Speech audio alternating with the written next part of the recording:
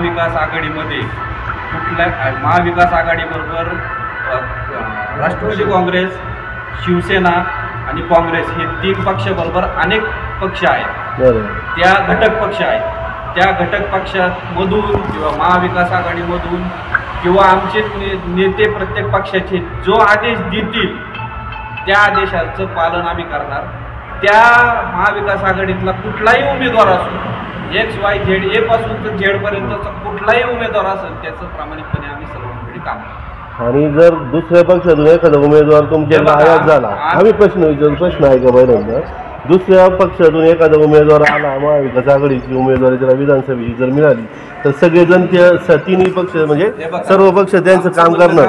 अजिबात नाही. आम्ही महाविकास आघाडीच्या व्यतिरिक्त कुठल्या पक्षातून जर आला तर त्याला आमचे कार्यकर्त्यांमध्ये तेच चर्चा चालू आहे सोशल मीडियावर, त्याला ते कार्यकर्त्यांचं म्हणणं ते नाही, कार्यकर्ते ते ॲक्सेप्ट करत नाही आहे.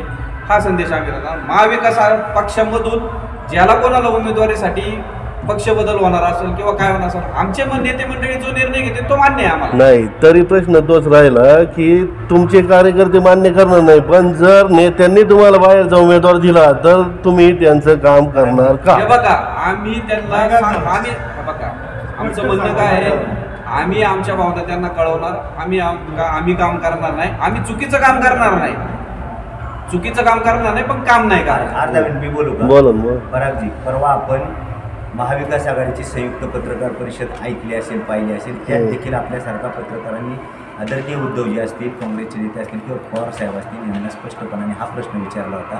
आणि मला वाटतं या प्रश्नाचं उत्तर आमच्या ज्येष्ठ नेत्यांनी त्याच्यात दिलेलं की कोणालाही घेतलं जाणार नाही. हे उद्धवजी, पवार साहेब यांच्या त्या पत्रकार परिषदेत मिळालेलं उत्तर आहे. आता आम्ही नाही, शेवटी कसं आहे, राजकारण आहे, बेरजेचं राजकारण असतं. जर यदाकदाचित असं झालं तर तुम्ही जे आता सगळे ज्येष्ठ मंडळी आहे, परागजी आम्हाला खात्री आहे की आमचे ज्येष्ठ नेते, आमचे पक्षाचे जे राज्यस्तरावरचे नेते ते असं करणार नाहीत, कारण ते बोललेत परवाच्या पत्रकार परिषदेत. त्याच्यामुळे आम्हा सगळ्यांना गॅरंटी तसं होणार. माऊलीची चर्चा अशी होते की जुन्नरचे माजी आमदार शरद सोनवणे शरद पवारांच्या संपर्कात आहेत, विद्यमान आमदार अतुल बेनके मला हे सुद्धा संपर्कात असल्याची चर्चा होते. आम्हाला त्या चर्चेविषयी अजिबात माहिती नाही.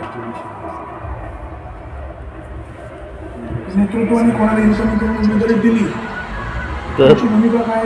मी काय सांगितलं त्यावेळेला आम्ही ते ठरवू, पण आम्हाला खात्री आम्हाला आमच्या नेतृत्वाने सांगितलेलं आहे, सर्व तुमच्या जे काही कार्यकर्ते आहेत जुन्नर तालुक्यातले महाविकास आघाडीचे किंवा आपल्या पक्षात विश्वासात घेतल्याशिवाय कोणताही निर्णय घेतला जाणार नाही.